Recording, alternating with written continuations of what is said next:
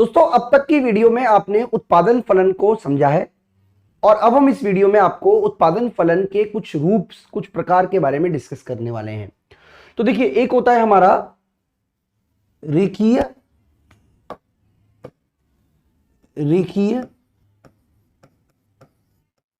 समरूप उत्पादन फलन।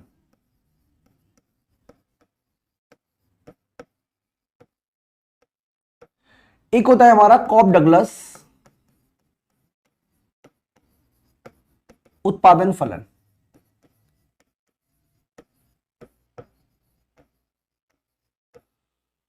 और एक होता है हमारा कांस्टेंट इलास्टिसिटी ऑफ सब्स्टिट्यूशन उत्पादन फलन।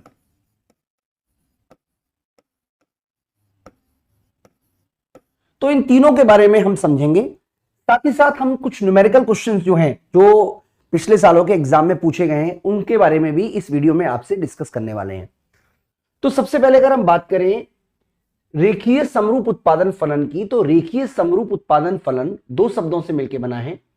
सबसे पहला अगर हम बात करें रेखीय, तो रेखीय का अर्थ होता है कि फलन के सभी घटक प्रथम घात के होने चाहिए, यानी कि कोई भी फलन घटक वर्ग या उससे अधिक का नहीं होगा, क्योंकि ये सारे के सारे विषम घटक कहलाते हैं।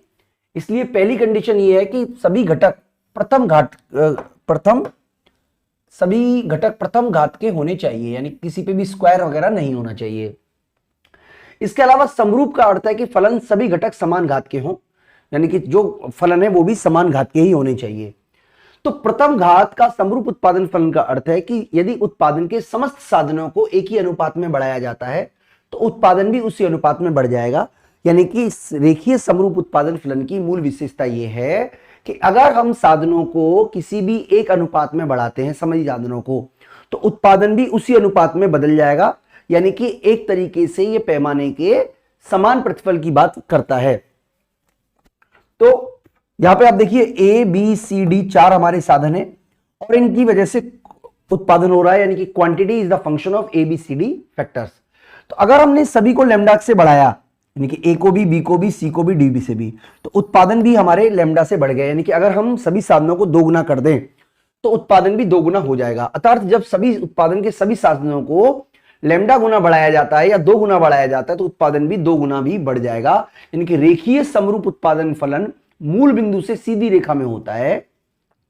इसका अर्थ है कि पूंजी श्रम अनुपात और साधन कीमत अनुपात स्थिर रहता है, निर्भर करता है। देखिए, मैं आपको समझाने की कोशिश करता हूं ये वाला, यहां पे पहले हम समझ लेते हैं। देखिए, इस कंसेप्ट को समझिए यहां से कि आपका जो, मान लीजिए आप क्या कर रहे हो, ये आपका उत्पादन का स्तर है, मान लीजिए 100 का, जिसपे एक लेबर और दो पूंजी काम कर रहे हैं।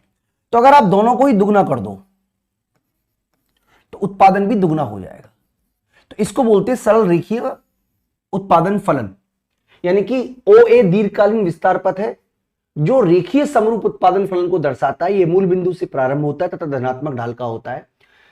सम उत्पाद रेखा का ढाल जो होता है वो KL के बराबर है और MP L/MP के होने के बराबर W/R रहता है। यानी कि ये तीनों के तीनों जो है वो इस स्थिति में स्थिर रहने वाले हैं। तो आप याद रखिएगा।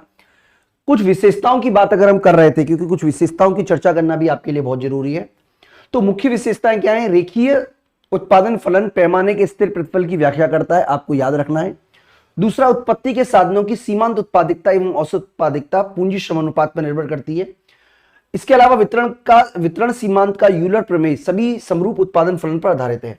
यानी कि अगर हम सभी साधनों को, यानी कि जितना भी उत्पादन है उसको भूमि और पूंजी के बीच डिवाइड कर देंगे तो समस्त उत्पादन बढ़ जाएगा। तो क्या क्या याद रखना है? नंबर 1 कि आप इसमें क्या क्या याद रखना है? नंबर 1 आपको याद रखना है कि अगर हम जितने भी साधन हैं सबको लैम्डा से बढ़ाते हो तो उत्पादन भी लैम्डा से बढ़ जाएगा। यानी कि यह पैमाने के स्थिर प्रतिफल की व्याख्या करता है। उत्पत्ति के साधनों की सीमांत उत्पादकता और औसत उत्पादकता पूंजी श्रम अनुपात पर निर्भर करती है, कैपिटल लेबर रेशियो पर डिपेंड करती है, जो कि स्थिर है, जो कि क्या है? स्थिर है।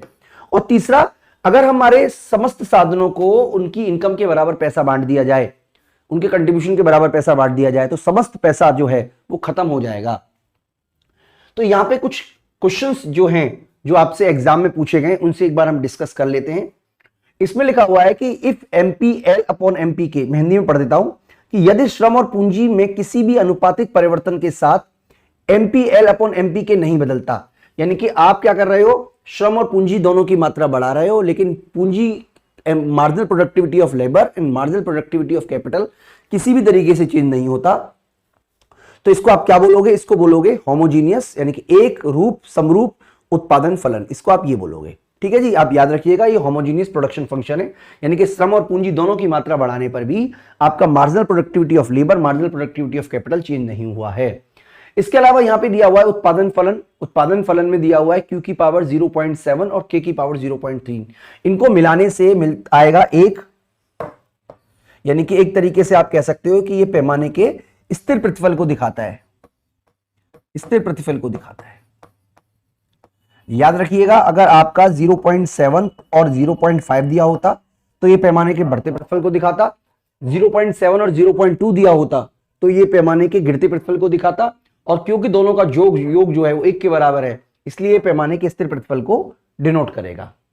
अगला कह रहा है कि हिंदी में पढ़ देते हैं, सजीयता उत्पादन फलन के साथ काम करने वाली फर्म के विस्तार पथ पर निम्नलिखित कौन सा समान बना रहता है। देखिए आप ये विस्तार पथ आपको दिया हुआ है, आपको बताना है कि कौन सी चीजें समान बनी रहती है,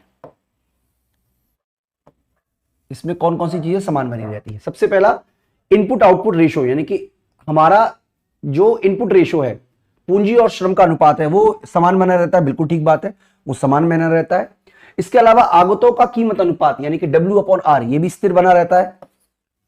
इसके अलावा साधनों के बीच तकनीकी प्रतिस्थापन की सीमांत दर, यानी कि जो सब्स्टिट्यूशन है वो 1 के बराबर होती है। इसमें याद रखिएगा साधनों के बीच तकनीकी प्रतिस्थापन दर सभी में 1 के बराबर होती है। इसका मतलब ये हुआ कि दोनों का अनुपात, वो हम आगे डिस्कस करेंगे, 1 बनी रहती है, और मांग की आड़ी लोच स्थिर रहती है, ऐसा नहीं होता। इसका मतलब इसके अंदर आपको जो चुनना है वो चुनना है 1, 2 और 3, यानी कि आपका जो सी ऑप्शन है वो बिल्कुल सही है। तो बहुत ही सिंपल तरीके से मैं आपको समझा देता हूं, अगर आप इसको समराइज करें कि आपको क्या क्या चीजें याद रखनी है। सबसे पहले आपको याद रखना है नंबर वन कि जो हमारा सजीता होमोजेनियस प्रोडक्शन फंक्शन है वो बताता है कि हमारा जो आउटपुट है it is the function of labour capital, दो चीजों का फंक्शन है। और अगर हम लेबर को भी 2 गुना कर दें, कैपिटल को भी 2 गुना कर दें, तो प्रोडक्शन भी 2 गुना हो जाएगा। इसका मतलब ये पैमाने के समान प्रतिफल को दिखाता है, समान प्रतिफल को दिखाता है। इसके अलावा आपको याद रखना है कि इस स्थिति में जो कैपिटल और लेबर रेशो है वो समान रहता है। Marginal productivity of labour and marginal productivity of capital सभी बिंदुओं पर समान रहती है। इसके अलावा W/R, यानी कि जो साधनों का कीमत अनुपात है वो भी स्थिर रहता है। ये तीनों की तीनों चीजें स्थिर रहती हैं। इसके अलावा जो प्रतिस्थापन की तकनीक, साधनों के बीच तकनीकी की प्रतिस्थापन की सीमांत दर जो है, यानी कि जो marginal rate of technical substitution, वो भी स्थिर बनी रहती है। ये भी आपको याद रखना है, और ये जो है ये स्थिर बनी रहती है, ये भी आपको एक तरीके से याद रखना है। यानी कि इसको बोलते हैं हम सजीयता उत्पादन फलन, रेखीय सजीयता उत्पादन फलन। और मैं उम्मीद करता हूं कि आपको कंसेप्ट समझ में आ गया होगा। अभी के लिए इतना ही, थैंक यू।